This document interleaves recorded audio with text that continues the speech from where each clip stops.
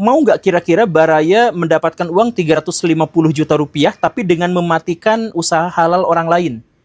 Mau nggak? Baraya dapat duit nih 350 juta gitu. Tapi usaha orang lain tuh mati gitu. Atau Baraya dapat uang 15 miliar rupiah. Tapi usaha orang lain dan semua produk-produk dan semua tenaga kerja yang ada di sana juga semuanya ikut di PHK dan mati gitu. Kira-kira Baraya cukup punya hati nggak untuk melakukan itu? Kalau misalkan Baraya merasa cukup punya hati ya berarti wajarlah fenomena yang seperti ini gitu ya. Tapi kenapa juga sih bisa muncul hal-hal yang seperti ini?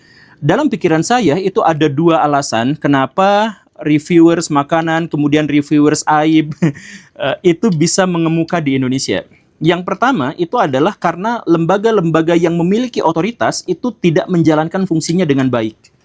Jadi ketika lembaga yang memiliki otoritas tidak menjalankan fungsinya dengan baik, maka itu akan diserahkan kepada pihak lain yang ilegal. Misalkan ginilah, kenapa orang-orang di Indonesia percaya pada ormas kalau mau menjaga keamanan?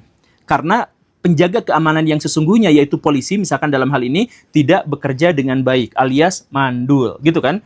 Kemudian kita juga bertanya, kenapa sih orang-orang di Indonesia kalau sakit itu berobatnya ke luar negeri? Ya karena dokter-dokter di Indonesia dianggap tidak efektif dan efisien. Begitu kan? Jadi kalau misalkan ada satu fenomena di Indonesia yang fenomena itu biasanya menyangkut masalah-masalah yang ilegal, maka kita harus pertanyakan dulu kepada hal-hal yang legal, apakah itu efisien atau tidak.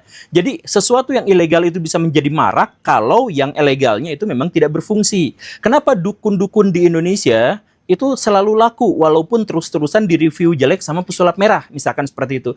Ya karena masyarakat tidak punya pilihan. Kalau dia berobat ke dokter maka itu tidak efektif dan efisien, kan kurang lebihnya seperti itu. Kenapa psikolog-psikolog di Indonesia nggak laku? Ya karena masyarakat lebih percaya pada ahli ruqyah. Kenapa? Karena psikolog-psikolog di Indonesia dianggap tidak relevan, tidak efektif dan efisien. Kan kurang lebihnya seperti itu, rumusnya selalu seperti itu. Nah sekarang kenapa reviewer-reviewer makanan dalam hal ini atau reviewer-reviewer aib itu di Indonesia itu mengemuka? Karena lembaga-lembaga formal yang berhubungan dengan itu mandul.